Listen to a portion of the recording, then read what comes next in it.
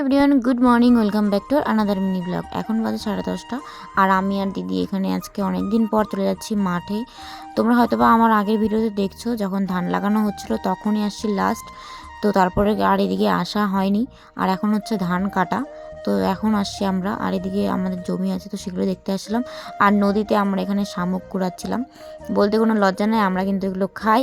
তো তারপরে বাড়িতে এসে মা এগুলো সিদ্ধ করছিল, সিদ্ধ করে তারপরে এখানকার যে মাংসগুলো থাকে সেই মাংসগুলো আমরা বের করে নিচ্ছিলাম। তো এগুলো খাওয়া কিন্তু অনেক উপকারী, চোখের জন্য, বিশেষ করে চোখের দৃষ্টিশক্তি বাড়ে এই শামুক খেলে। তো সেগুলো আমরা কিন্তু খাই। আর দেখো আমার দাদা স্প্রে মেশিন দিয়ে হচ্ছে স্কুটি ধুচ্ছে, কি ভালো একটা বুদ্ধি। বাবা নিমকি নিয়ে আসবা আজকে, ওই যে প্লাস্টিকে যে বান্দা থাকে ওগুলা নিমকি, চিকন চিকন গুলা।